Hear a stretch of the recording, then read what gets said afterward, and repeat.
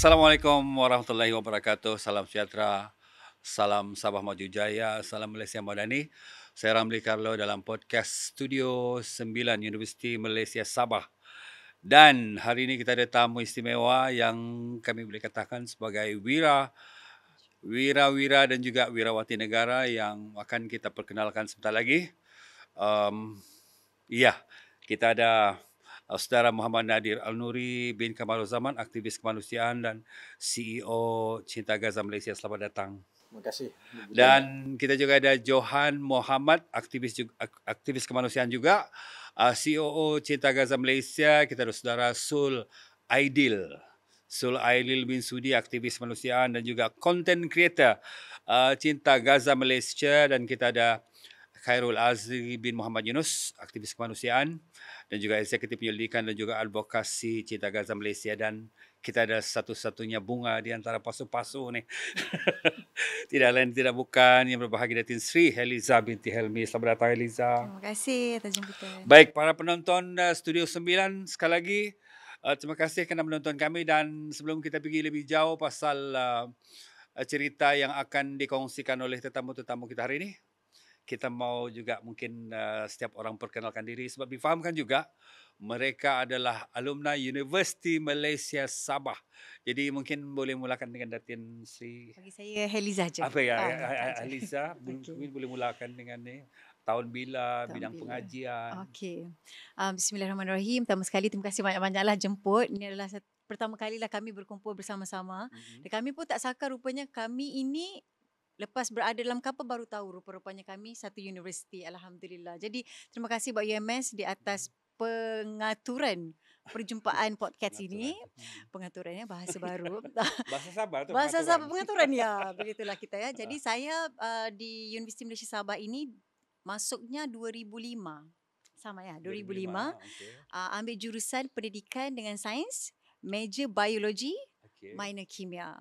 Jadi zaman tu masih lagi dinamakan sekolah pendidikan, SPPS. Ya, itulah. Assalamualaikum warahmatullahi wabarakatuh. Terima kasih juga jemputannya atas ke podcast kita pada hari ini. Saya Nadir Al-Nuri, tamat pengajian di Universiti Malaysia Sabah tahun 2010 dalam bidang sains marin di sekolah SST, tapi kesetiaan kami adalah kepada IPMB. Assalamualaikum warahmatullahi wabarakatuh. Saya Johan Muhammad, juga lepasan saya masuk 2005 tapi bukan di KK, di Universiti Malaysia Sabah, kampus antarabangsa Labuan. Waktu tu saya ambil Kewangan Islam di Sekolah Pengajian Kewangan Antarabangsa Labuan pada waktu tersebutlah, dan tamat pengajian 2009. Okey, baik. Bismillahirrahmanirrahim. Assalamualaikum warahmatullahi wabarakatuh. Saya Sul Aidil. Masuk tahun 2013. Dalam kalangan diorang ni saya yang paling junior lah. 2013 lah. 2013 dan grade tahun 2017. Dan sempatlah rasa Sekolah Sains Informatik Labuan. Inilah sebelum dia tukar kepada FKI, Fakulti Komputeran dan Informatik. Saya daripada UMS Kampus Antarabangsa Labuan lah. Khairul. Bismillahirrahmanirrahim. Assalamualaikum warahmatullahi wabarakatuh. Saya Khairul Azri bin Muhammad Yunus. UMS 2011, Sekolah Psikologi Kerja Sosial. Ambil bidang psikologi industri organisasi. Tamat pengajian 2014 dan sebenarnya sekarang pun masih student UMS. Oh, master PhD di PPIB. Alhamdulillah. Masya-Allah. Ya, jadi hari ini kita cukup berbangga sebab kelima-lima tetamu kita di Studio 9 hari ini adalah semuanya mantan pelajar Universiti Malaysia Sabah. Jadi sebelum kita pergi lebih lanjut tentang misi kemanusiaan yang dijalankan di Gaza dan juga cerita mengenai GSF tu, mungkin boleh share, siapa-siapa boleh share macam mana idea ataupun sejak bila mula terlibat dengan aktiviti kemanusiaan. Mungkin sebab sejak di UMS ataupun mungkin lepas keluar dari UMS. Pastinya ketua kita lah kan. Bos lah yang start. Bos lah. Baik, Alhamdulillah saya rasa semua yang berada di hadapan kalian ini adalah mereka yang memang sudah terlibat di dalam kerja-kerja kemanusiaan. Khususnya yang belajar di UMS. UMS memberikan peluang yang sangat besar untuk kita terlibat dalam kerja-kerja kebajikan, kemanusiaan, dan bumi Sabah adalah bumi yang sangat indah untuk kita jelajahi dan kita melihat kaum-kaum yang ada di dalamnya, kepelbagaian dan keunikan mereka yang berada di dalamnya. Dan sangat banyak peluang yang sebenarnya kalau kita sebutkan sebagai orang Islam adalah ladang-ladang yang perlu kita tanam benihnya untuk kita tuai hasilnya di hari akhirat kelak. Jadi saya sejak berada di UMS sudah pun terlibat dengan beberapa persatuan di luar daripada UMS, Persatuan Siswa Sabah. Pada masa yang sama saya juga adalah ahli MPP untuk Exco Kerohanian dan Sahsiah. Begitu juga terlibat dengan Jakmas College C dan D ketika itu saya berada di sana. Dan kita terlibat dengan kerja-kerja kemanusiaan ini bukan sahaja di kawasan KK ini tetapi juga di kawasan sejauh Tawau ataupun seutara Pitas. Kami Kudat, Pitas. Alhamdulillah dalam tempoh 3-4 tahun saya belajar di bumi Sabah tidak ada ceruk yang tidak kita redah bersama-sama dengan kawan-kawan di universiti. Semua sampai. Dan kami terkenal ketika itu sebagai geng rider. Kita naik sampai ke Ranau kadang-kadang dengan motosikal, sampai ke Pitas dengan motosikal. Dan ada kawan kita yang buat rekod itu sampai ke Sandakan. Tawau. Sampai ke Tawau bermotosikal. Sorang-sorang. Dari KK. Satu orang. Dan kita sangat banyak belajar tentang kepelbagaian budaya dan keperluan kita terlibat dalam kerja-kerja kemanusiaan di bumi Sabah ini. Alhamdulillah dari sinilah kita mendapat pengalaman dan dari sinilah kami semua ni kalau 4 daripada 5 yang berada di sini adalah ahli cinta Gaza Malaysia. Jadi idea dan cetusan untuk melakukan kebaikan itu datang dari bumi ini dan akhirnya dikembangkan ke luar negara. Hari ini kita berada di sekitar 20 buah negara ataupun 25 buah negara selain daripada Gaza yang kita bantu setiap hari. Dan Alhamdulillah saya rasa mereka yang mendapat peluang untuk belajar di UMS dan berada di Sabah pastinya akan ada cetusan itu sekiranya dibuka mata hati mereka untuk sama-sama bertindak. Okey, ada juga mungkin soalan-soalan dari penonton-penonton podcast Studio 9 ni tentang reaksi keluarga masing-masing bila anda semua ni menyertai aktiviti kemanusiaan, kesukarelaan. Mungkin Eliza sendiri boleh bagi respon. Okey, sebelum tu waktu zaman belajar dekat UMS ni, kita ada buat aktiviti. Dia tak panggil sukarelawan lah. Zaman tu panggil gotong royong. Okay. Kawan-kawan cakap, nak tak kita pergi gotong royong dekat sekolah sekian-sekian. Kita, menarik. Jom kita pergi. Jadi lepas buat aktiviti gotong royong, walaupun ialah daripada pagi sampai ke malam dan kita tidur dekat sekolah tu, tapi kita rasa kepuasan yang tidak dapat dibeli dengan RM1. Tapi waktu tu saya pun belum faham lagi tentang aktiviti kesukarelawanan. Tapi saya suka. Walaupun aktiviti ni namakan gotong royong. Alhamdulillah. Jadi daripada situ masuk dalam satu rancangan reality TV. Nak ucap terima kasih juga kepada UMS satu-satunya waktu tu pertama kali memberikan ruang untuk waktu tu penangguhan dah habis. Dan waktu tu bila mereka dapat tahu saya dapat masuk program rancangan reality, dia disupport oleh pihak atasan dan dibuka semula penangguhan untuk saya pergi menyertai rancangan itu. Mungkin ada sebab musabab, maknanya kata lecturer saya ketika itu, pergilah sebab di sana ada benda yang kamu akan belajar. Jadi Alhamdulillah kita dapat fully support daripada UMS. Dan kalau dari sudut reaksi keluarga, untuk pertama kali saya pergi misi adalah pada tahun 2010 untuk misi kemanusiaan dekat Kemboja, itu luar daripada negara Malaysia.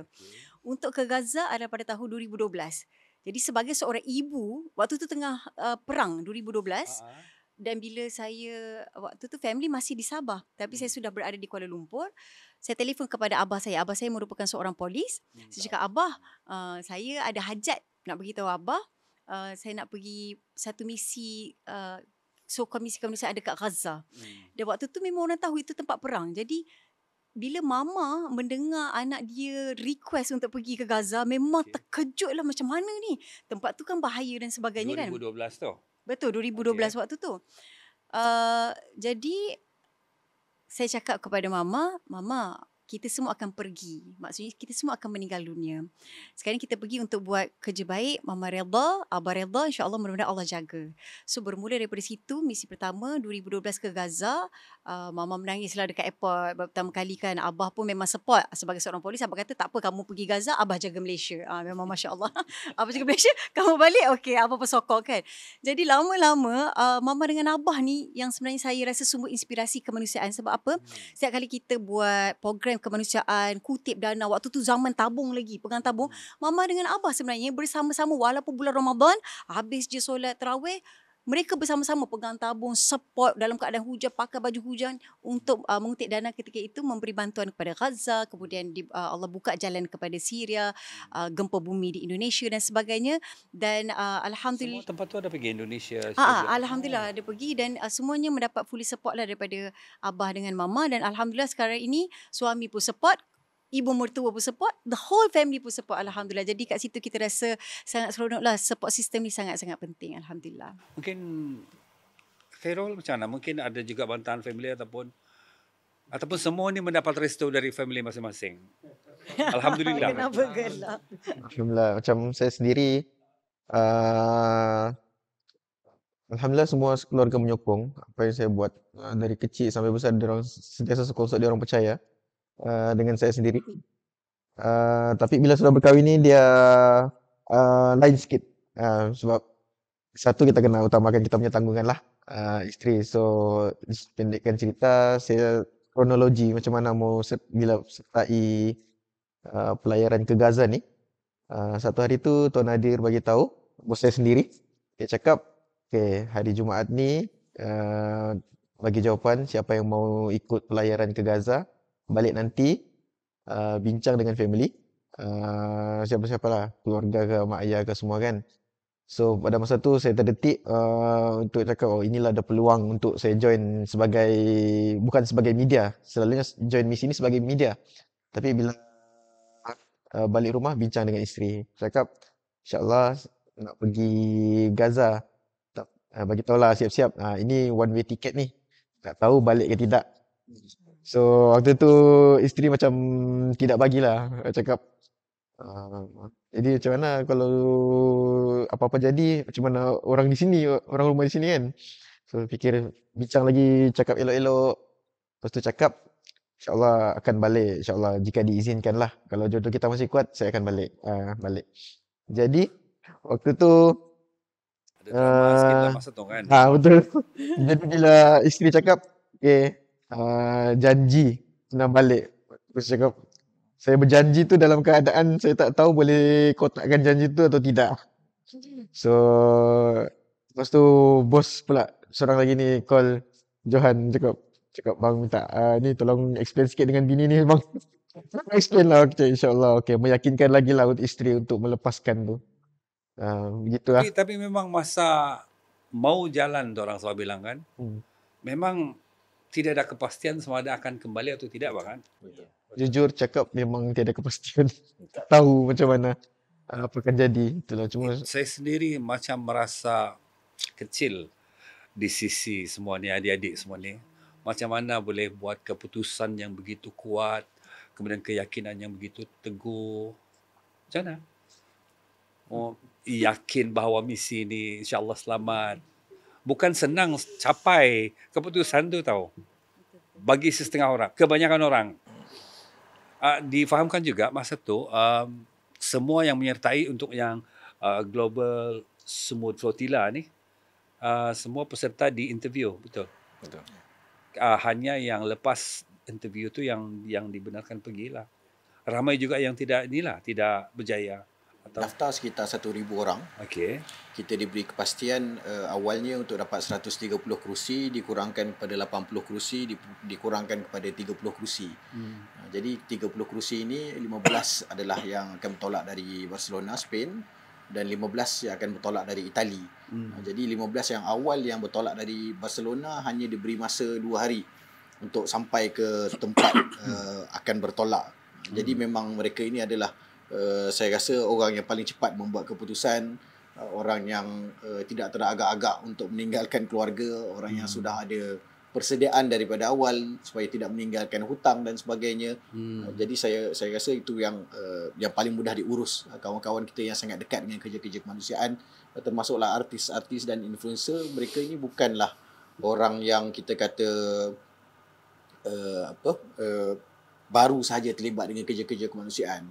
Ni orang yang pernah pergi ke Afghanistan, pernah pergi ke Gaza, pernah pergi ke Syria.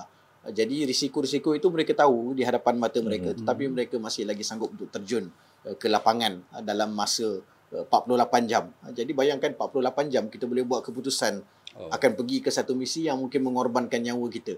Jadi memang saya rasa satu keputusan yang sangat besar dan kita sangat berbesar hati dan berbangga kerana perjuangan rakyat Malaysia untuk Palestin sudah sampai ke tahap itu. Sampai ke tahap kita boleh mengorbankan nyawa kita untuk saudara kita yang kita tidak kenali dan secara logiknya tidak ada kaitan dan pertalian darah dengan kita. Cuma yang menjalankan interview tu siapa sebenarnya itu? Cinta Gaza ataupun ada pihak lain lagi? Ya, kita di Cinta Gaza Malaysia, kita yang menubuhkan Sumut Nusantara bersama dengan rakan-rakan lain dari MAPIM dan sebagainya. Dan dari Sumut Nusantara itu kita yang melakukan pemilihan hasil daripada nama-nama yang telah diberikan oleh mereka yang mengisi borang melalui web Global Sumut Flotilla ataupun yang terus mendaftar di laman Sumut Nusantara sendirilah. Jadi dia ada dua laluannya di situ dan kita melakukan interview dan bertanya kesediaan mereka ini berdasarkan kepada sekitar 1,000 orang. 1,000 orang yang mendaftar untuk Sumut Nusantara, bukan saja daripada Malaysia lah, yang daripada Pakistannya, yang dari Thailandnya, yang dari Filipina ada, kawan-kawan kita dari Bangladesh, dari Sri Lanka, Maldives. Jadi negara-negara ini semua bersatu di bawah Sumut Nusantara di soal kesediaan mereka dari tim Sumut Nusantara kemudian diberikan kepada Global Sumut Flotilla untuk dimasukkan dalam list utama lah. Macam tu. Mungkin tadi saya dapat arahan dari Studio 9 minta supaya lebih kan bertanya mengenai pengalaman tu semasa pelayaran tu dan pengalaman dengan askar-askar Zionis ni. Mungkin Eliza boleh kongsi sikit yang paling menyeramkan, seram ataupun menakutkan atau macam mana lah. Tapi sebelum saya nak kongsi, saya rasa Tuan Johan ni ada kisah sebab Tuan Johan dan yang lain-lain tu pergi dulu. Saya pergi kemudian. Saya ada cerita yang lain sebenarnya. Mungkin Tuan Johan nak kongsi dulu sebab Tuan Johan ya mungkin. Diduga. Dugaan yang paling saya antara orang yang terawal, lagi awal daripada 15 yang dipilih untuk ke Spain, Barcelona, sebab saya bertindak sebagai juga salah seorang ground team yang bekerja bermula di Spain sebelum belayar bersama-sama dengan rakan-rakan yang 14 orang lagi lah. Cuma saya sempat belayar daripada Barcelona sehingga ke Tunisia dalam 10 hari pelayaran dan kemudian saya diuji dengan jangkitan kuman pada kaki dan menyebabkan kaki saya bengkak pada waktu pelayaran tersebut dan doktor menasihatkan saya supaya tidak meneruskan pelayaran jugalah sebab ditakuti dia akan menyusahkan rakan-rakan pelayaran yang lain dan juga menyusahkan diri saya sendiri pada waktu tersebut. Cuma dalam tempoh 10 hari itu sebenarnya dia banyak kisah yang berlaku sebenarnya dalam itulah. Dia walaupun tak sampai berlawan ataupun jumpa dengan tentera Israel sendiri, tapi saya sebenarnya banyak benda yang saya termotivasi dengan rakan-rakan pelayaran yang lain sebab ada salah seorang rakan saya tu, dia daripada Jerman. Dia menghidapi kanser tahap ketiga. Kalau tak silap saya, dia kanser paru-paru waktu tu. Saya dapat tahu tu pun beberapa hari sebelum kami sampai di Tunisia sebab dia tidur sepanjang hari disebabkan ubat dia dah habis untuk dia makan dan untuk dia survive dalam pelayaran tersebut lah. Dan dia juga salah seorang yang terpaksa menarik diri disebabkan tak dapat ubat dia apa semua dan kami stop di Tunisia sahaja dan ditakdirkan juga kapal yang kami naik tu pun tak dapat berlayar disebabkan enjin dia rosak. Dan saya rasa banyak yang tanya dekat kami bila tengok daripada tracker tu, kenapa kapal kami ni lari daripada landasan. Orang semua ke depan, kami ke kiri, kemudian ke kanan, ke kiri. Sebab waktu tu enjin rosak. Jadi kami belayar tu perlukan bantuan angin untuk terus ke depan. Jadi sekejap angin ke kiri, sekejap angin ke kanan, jadi kami ikut macam itulah. Jadi dia antara kapal kami yang paling lewat sekali sampai di Tunisia pada waktu itu. Tuan Johan tidak terlibat dengan penahanan tu lah. Saya tak terlibat waktu itu lah. Cuma sampai di Tunisia saja waktu itu. Mungkin Sul Yang- ada. Sul Sul ada ada. kan? Sul ada. Eliza yang Mungkin banyak. boleh ceritakan Okey. detik-detik tu. Saya antara orang yang ditahan dan dipaksa diculik ke Ashdod, penjara Yijiot di Israel. Kita panggil sebagai Tanah Haram Israel dan kita tetap mengaku itu sebagai Palestin. So dipendekkan cerita, salah satu pengalaman waktu ditahan tu, diorang sebenarnya cuba main reverse psychology dengan kita. Diorang, sebab kita expect diorang ni datang secara ganas, Okey. tapi diorang datang tiba-tiba diorang berlaku sebaliknya. Diorang datang tidak ganas Dengan sopan untuk santun. Ya, betul. untuk kapal kami, kapal Alma, sebab dalam kapal kami ni ada kereta. Jadi diorang datang, diorang mulalah propaganda diorang. Diorang datang tu menjadikan kereta ni sebagai propaganda diorang yang bagi tunjuk diorang ni baik. Diorang ni askar paling bermoral lah. Diorang siap pakaikan. Ada satu video tu saya nampak bila saya dilepaskan, saya dibebaskan. Saya nampak satu video tu yang viral, dia cakap diorang ni pakaikan jaket untuk kereta. Lepas daripada pemeriksaan inilah segala pemeriksaan keselamatan lah. So siap ada juga video yang diorang bagi roti, bagi air ke kapal-kapal yang lain. So mau tunjuk diorang ni sebenarnya adalah orang yang paling hipokrit lah sebenarnya. Jadi langsung tidak berlaku apa-apa kekasaran. Untuk kapal kami tiada berlaku apa-apa kekasaran. Diorang memang layan ni lah, sebab diorang layan dengan baik, tapi ada sebab diorang gunakan layanan tu untuk mau bagi tunjuk yang diorang ni askar yang paling baik. Sebab di mana ada kereta, di situ akan banyak kamera bagi menyoroti kan. shoot kereta.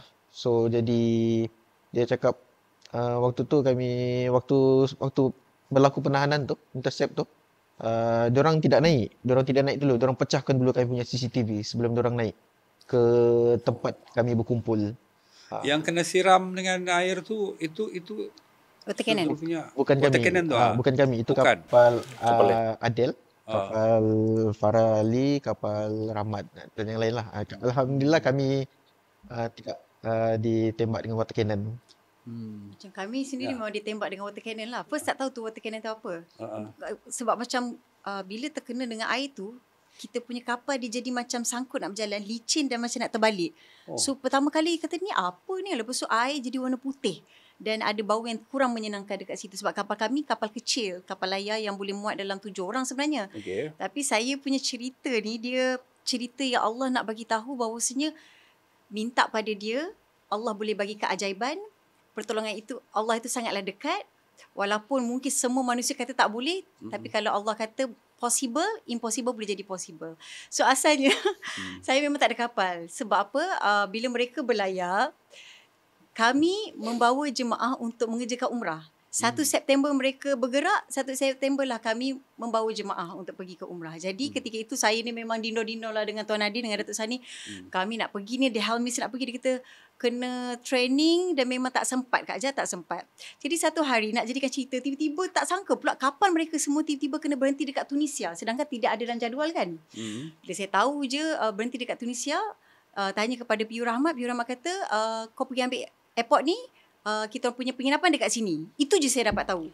Terus saya beli tiket flight, bincang dengan adik, lepas tu beritahu kepada travel agency, diorang pun faham dan okey, sebab kami buat umrah yang kedua dan ketiga memang mutawif, menjadi ketua untuk semua jemaah aminkan. Ya Allah, bagilah Kak Heliza dan juga Hazun Helmi dapat join misi sumut flotilla sepanjang-panjang tu. Jadi kami menangis hawa dulu, walaupun kita tahu kita tak ada kapal, tak apa, kita doa dulu depan Kaabah. Terbang dari Mekah. Daripada Mekah pergi Tunisia. Kita tengok diorang tengah buat press conference, saya pun tengok dengan penuh harapan lah. Tuan Nadir dalam mukanya 1001 makna. Ya Allah, datang juga The Helmis ni. Aku dah kata tak ada kapal, datang juga. Lepas tu Tuan Nadir buat macam tak nak eye contact dengan saya, sebab saya rasa dia tak nak menjawab apa saya nak tanya. Lepas tu saya pergi juga, Tuan Nadir, dah Kak Jah tak payah buat muka kesian. Memang tak ada kapal, dia cakap macam tu. Memang tak ada kapal. Tapi tak apa, kita tunggu lagi. Lepas tu saya beritahu kepada Hazwan ni, kalau esok pukul 12 tengah hari, still lagi memang kita tak ada ruang, memang tak ada training, tak ada kapal, kita patah baliklah ke Mekah untuk bersama jemaah. Jadi saya punya target macam tu sebab kita nak beli tiket flight teruslah. 10.45 pagi. Tiba-tiba Tuan Hadi call. Saya pun angkat, dia kata, Kak Ja nak pergi tak training? Tapi training tu pukul 11. Ada 15 minit lagi. Kalau nak pergi, siap sekarang. Waktu tu kita orang punya jantung terkejut. Tak fikir panjang, terus pergi training. Dan training dikabarkan oleh kawan-kawan 3-4 hari ke macam tu. Tapi kami bukan 4 hari. Training kami bukan 3 hari, bukan juga 2 hari, bukan juga 1 hari, tapi mengambil masa hanya 2 jam untuk complete training non-violence tu. So kita macam, oh Masya Allah, memang tak sangka. And then waktu tu kami perasan lah, The Helminths ni pergilah shopping baju semua untuk preparation pergi ke kapal.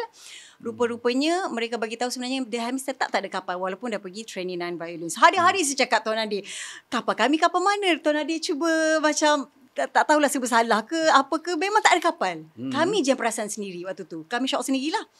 Sampai di hujung Tuan Nadir bagi tahu malam tu lah depan penginapan kami, dia cakap, Kak Ja, Ika, okey ke kalau naik observer boat? Tapi observer boat tak boleh masuk Gaza.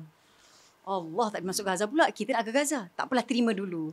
Terima dulu, dipendekkan cerita, dah nak naik kapal 2-3 jam sebelum naik kapal dapat panggilan lagi daripada Tuan Nadir.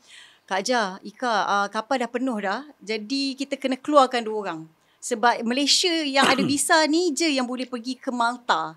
Jadi Kak Ja dengan Ika lah kena pergi. Okey tak? Waktu tu macam serba salah nak jawab. Tapi kita cakap, Kak Adik, kita mudahkan urusan orang, moga Allah mudahkan urusan kita. Kita terus setuju. Jadi waktu tu dengan ketul-ketul telah pun berlayar, tinggallah kami 2 ketul sahaja di Tunisia. Kelakar je kita rasa, semua tak ada dah.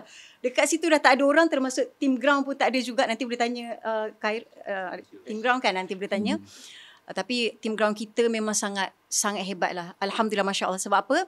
Bila saya sampai saja kat sana, saya tak jumpa orang lain. Tapi kita jumpa team ground daripada Malaysia, CGM semua yang sangat banyak membantu. Dipendekkan cerita, patutnya naik observer boat bersama dengan Tuan Nadir. Allah pindahkan kami ke Malta.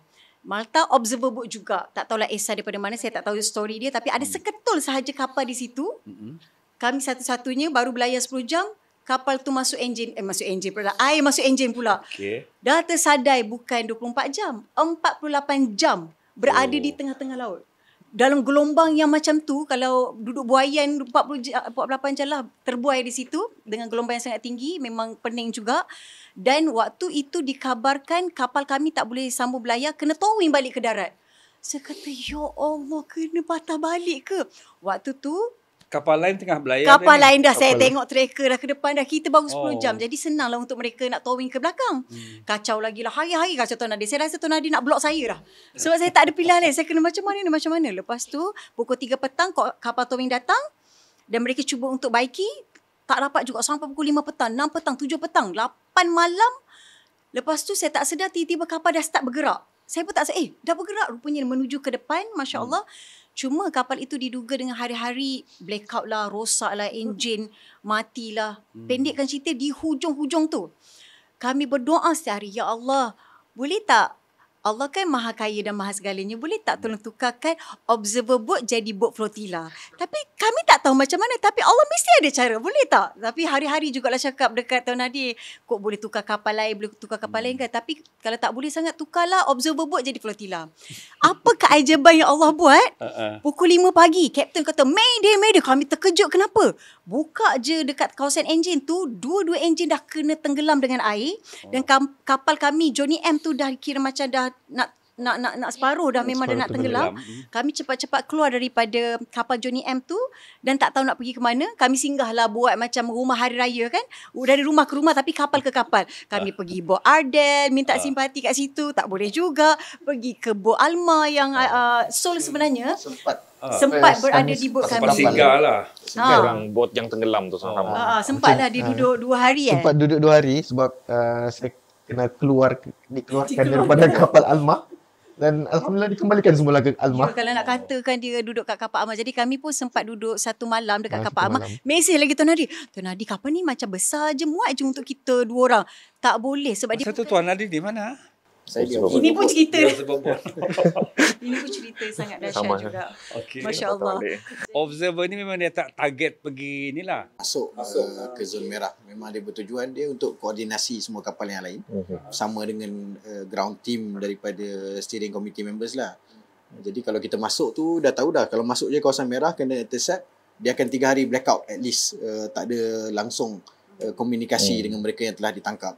Jadi memang kita aturkan daripada awal supaya tak semua yang ditangkap, ada yang kena berada di belakang untuk menyusun dan memastikan mereka ini boleh diselamatkan oleh kita punya pasukan legal, boleh dihantar dengan selamat balik ke negara masing-masing lah. Lepas ada bot-bot yang di-intercept tu, yang observer ni dia pergi mana? Dia pergi Bila dah mula intercept dan kita sudah membaca keadaan bahawa tidak ada harapan untuk kita ikut masuk Gaza sekiranya diberikan laluan khas, maka kita mula bergerak ke Cyprus. Jadi kita punya observer boat Jong Melayu itu sekarang ni berada di Cyprus lah. Satu je yang tu boat yang selamat bersama dengan boat Nusantara kita yang rosak awal. Boat-boat lain semua di-intercept. Jadi kita yang bersedia untuk turun ke lautan semula sekiranya ada mission yang seterusnya, insyaAllah. ya, yang menarik tadi Eliza sebut pasal latihan. Orang lain latihan berhari-hari dan Eliza dan adik Betul. 2 jam. Apa yang dilatih dalam tempoh 2 jam tu Tuan Nadir? Jadi kalau ikutkan Tapi memang sebelum ni berpengalaman kan untuk misi ke sana kan. Pernah lah. Biasanya apa sukatan dalam latihan tu?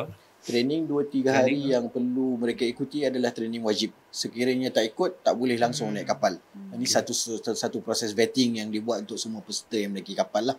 Mereka akan diajar tentang satu sejarah non-violence punya pergerakan, movement. Kemudian mereka diajar tentang media, macam mana nak berkomunikasi dengan orang awam, nak bercakap di media sosial supaya maklumat itu sampai. Kemudian kita diberi juga pendedahan tentang legal, undang-undang, bagaimana kita punya pergerakan tidak melanggar mana-mana undang antarabangsa, menepati undang-undang UN Clause ataupun undang-undang maritim. Kita boleh membawa bantuan dibenarkan dan tak sepatutnya diganggu di lautan yang dimiliki oleh Gaza walaupun disebut sebagai kawasan konflik oleh Zionis Israel. Dan yang paling penting adalah latihan untuk non-violent itu sendiri, yang mana kita diajar supaya tidak melakukan apa-apa provokasi terhadap tentera Zionis Israel. Kita belajar daripada pengalaman yang lepas, kawan-kawan kita 2010 Mavi Mamara pernah melakukan tindakan yang agak kita kata agresif terhadap Zionis Israel yang menyebabkan 10 orang mati syahid ditembak ketika itu.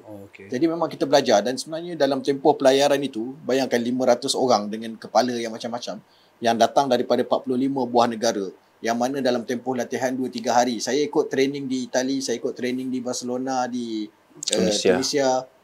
Semua saya ikut training. Memang ada yang berpotensi dan nampak berisiko sangat untuk pukul tentera Zionis Israel untuk memang mati. ganas punya Ya, jenis memang lah. ada nampak, oh ini memang tak boleh ni. Tapi Alhamdulillah, bayangkan 500 orang itu boleh mengikuti training itu dan boleh mengikuti garis panduan yang diletakkan, tidak melakukan apa-apa kekacauan sehinggalah penghujungnya dan semuanya dilepaskan dalam keadaan yang baik. Jadi mereka ini sebagai orang yang sudah pengalamannya luas di dalam bidang media sosial, dia dah biasa di dalam bercakap dengan orang. Kita hanya perlu membuat sedikit ujian, sebab bila kita buat training non-violence ni, mereka akan diuji seolah-olah mereka ditangkap oleh Zionis Israel. Mereka akan dicampakkan ke lantai, akan dipijak, akan dimarahi, akan dijerit di telinga mereka nak tengok. Dia ni react ke tak react? Dia orang akan melakukan kekacauan ataupun tidak? Mereka akan terus stres sampaikan tidak boleh bangkit semula ataupun tidak. Jadi itu sebuah ujian-ujian yang kita dah pernah uji mereka. Mereka dah masuk 2019 di Gaza, bom meletup dekat tepi hotel apa semua, masih lagi hidup, masih lagi nak masuk ke dalam Gaza, maksudnya luluslah ujian itu. Jadi ujian dia punya training boleh dipendekkan kepada masa yang lebih ringkas lah. Ya, kita pun tidak ada masa yang begitu panjang sangat. Tuan-tuan pun perlu berehat dan ada lagi sesi selepas ini kan. Macam mana cara supaya kita boleh menjadi sukarelawan yang kita sudah ready untuk apa juga kemungkinan yang bakal kita hadapi dengan kerja-kerja tu? Mungkin boleh mulakan dengan Okay, mungkin sebelum tu kalau perasan baju ni semua merah hitam kan, jadi mewakili ground team. Sebenarnya hitam ni dia baju untuk ground team lah. Yang mana kalau ground team ni tak buat kerja, yang merah ni tak jalan atas kapal. Untuk semua, bukan untuk Malaysia saja tapi untuk seluruh JSF. Jadi sepanjang berada di Spain dan juga di Tunis tu, kita jugalah tim yang handle training, yang handle logistik, yang handle hospitality. Jadi semua peserta tu memang akan suka lah, terutamanya Malaysia kan. Dan semua akan puji Malaysia sebab kita dapat manage semua aktivis dari seluruh negara. Dan kelebihan juga kita ni boleh banyak bahasa lah kan. Ada orang kita yang boleh cakap English, ada juga yang boleh cakap Arab. Jadi semua masuklah daripada benua-benua tu. Jadi dipendekkan ceritanya, berkaitan dengan aktivism ni. Kalau kita tengok semua yang datang ke GSF ini bukan orang yang kaleng-kaleng lah, bukan biasa-biasa kan. Ada yang datang as a doctor, as a lawyer kan. Dan semuanya sebenarnya bekerja di bidang kemahiran masing-masing, tapi pada masa yang sama juga sebagai aktivis kan. Kalau mereka dalam bidang perundangan, mereka akan menyumbang aktivisme dari sudut perundangan. Kalau mereka ni dari sudut perubatan, mereka menyumbang dari sudut perubatan. Sebab penting di setiap kapal sebenarnya ada doktor. Doktor. Kan, that's why ada yang boleh merawat semualah kan. Begitu juga dalam bidang-bidang yang lain lah. Ada yang dalam bidang geopolitik, ada yang dalam bidang kajian berkaitan dengan sebarat dan sebagainya lah. Means ada academician juga yang ikut serta di situ. Jadi semua tu sangat penting. Jangan nanti ada yang akan fikir, oh kalau aktivis ni dia mesti yang angkat-angkat bakul makanan kan. Itu kadang-kadang walaupun kita itu gambaran umum orang begitu tu. Betul. Antar-antar tu kan. Dan walaupun kita sebenarnya memang menumbuh dengan kerja-kerja sebegitu kan. Keluar masuk pedalaman di Sabah contohnya kan. Dan juga sampailah ke seluruh Malaysia. Dan saya ingat apa yang kalau Tuan ada kata, kalau sebelum kita nak keluar ni untuk bantu orang di luar kan, apa kata kita biasakan dulu untuk tengok jiran sebelah kan, orang yang berhampiran dengan kita. Sebab itu adalah antara medium yang terbaik untuk kita belajar bagaimana untuk menjadi seorang aktivism kan. Orang yang means terlibat dengan misi ataupun usaha-usaha kemanusiaan. Jadinya kalau saya sendiri untuk nasihat kepada mungkin adik-adik ataupun penonton yang ada di luar, saya sendiri sebenarnya kalau mungkin Muslim juga, saya berpegang kita ni mesti untuk menjadi seorang manusia ni mesti menjadi manusia yang bermanfaat kepada orang lain kan. Sebaik-baik manusia tu yang paling banyak manfaatnya kepada manusia yang lain. Jadi itu antara yang titik mula saya mengenal pesan-pesan itu semenjak di sekolah menengah. So saya amalkan berterusan sehinggalah di kampus pun benda yang sama juga, bakti siswa kan, apa-apalah peluang yang dilorongkan, saya akan ambil peluang itu untuk saya ni berbakti dan juga menyumbang kepada masyarakat sebagai tanda kasih kita lah kepada sesama manusia. Okay. Bila kita bercakap pasal dunia kemanusiaan ni, dia sebenarnya benda simple dia, kita keluar daripada zon selesa kita. So kita nampak kesusahan orang lain, di situlah kita tawarkan diri untuk kita bantu. Dan Alhamdulillah kami di Cinta Gaza Malaysia, bukan setakat di luar negara kami bantu, tapi di dalam negara juga kami bantu.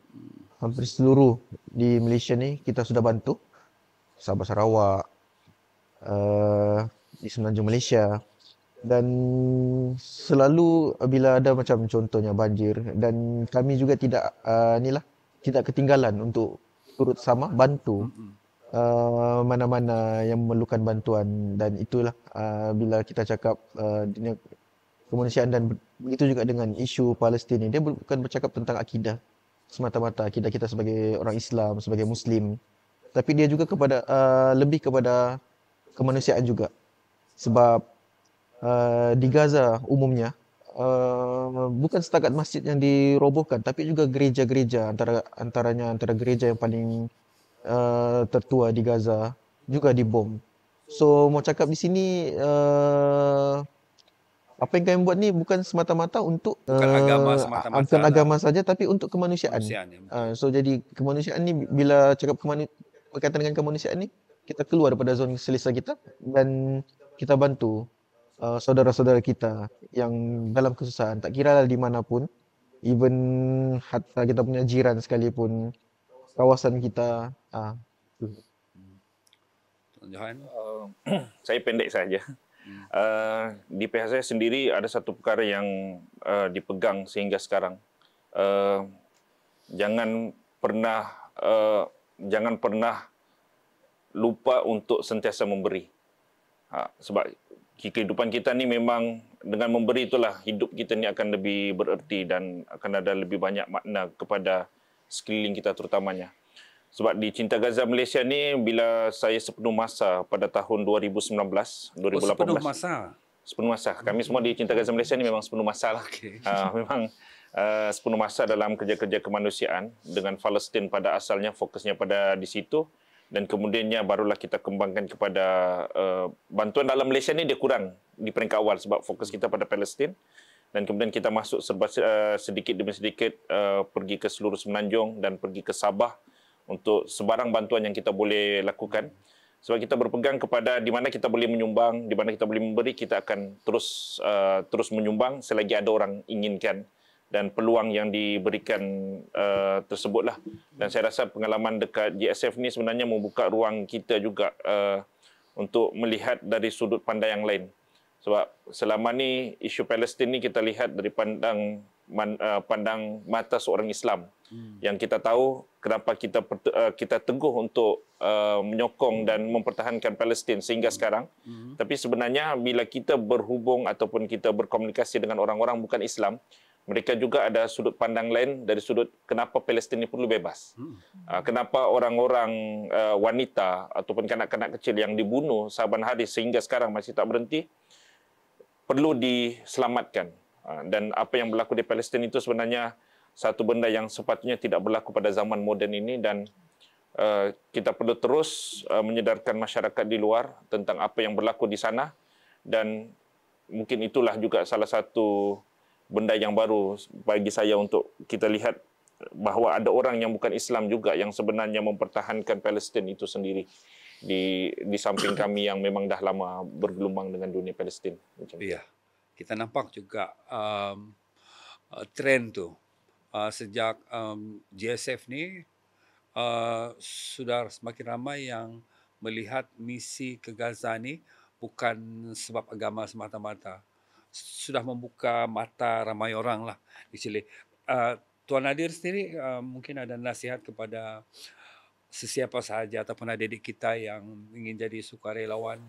Saya rasa saya perlu sebutkan 3 benda. Yang pertama sekali, kesukarelawanan ini adalah kitaran. Kitaran ni maksudnya sama ada kita yang memulakan ataupun kita dicampakkan di dalam kitaran itu dan selagi mana kita tidak meletakkan diri kita dalam kitaran itu, maka ia tidak akan berlaku.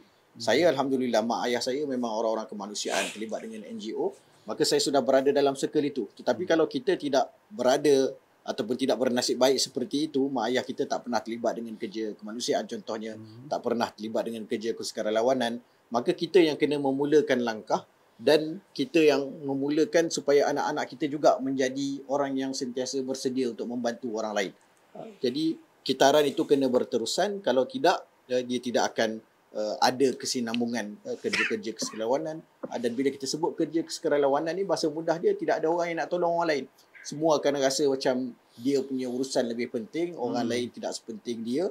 Dia cukup kenyang, ahli keluarga dia tidak perlu kenyang, adik-beradiknya kelaparan, silaturahim tidak perlu dijaga. Itu semua adalah sebahagian daripada makna besar kesukarelawanan lah.